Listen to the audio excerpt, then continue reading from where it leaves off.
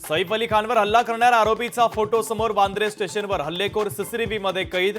ओळख लपवण्यासाठी आरोपीने बदलले होते कपडे।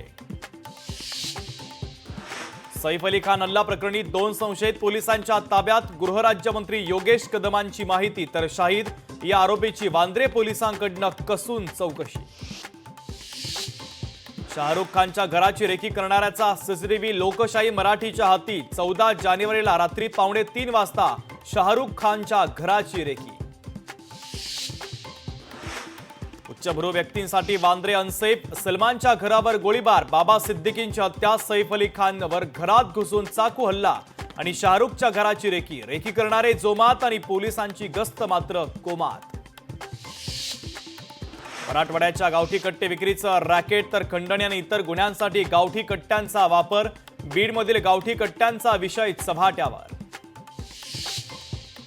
संतोष देशमुख हत्या प्रकरणातील 6 आरोपींना उद्या केस कोर्टामध्ये हजर करणार। धनंजय देशमुख केस कोर्टामध्ये आपला जबाब नोंदवणार। दिल्ली विधानसभेसाठी राष्ट्रवादीच्या उमेदवारांची पहिली यादी जाहीर। अजित पवार यांच्याकडून 30 उमेदवारांच्या नावाची घोषणा।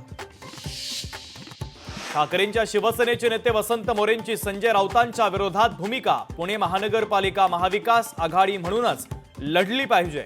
नाराजीवर पक्ष श्रेष्ठी विचार करतील, वसंत मोरेंचं वक्तव्य।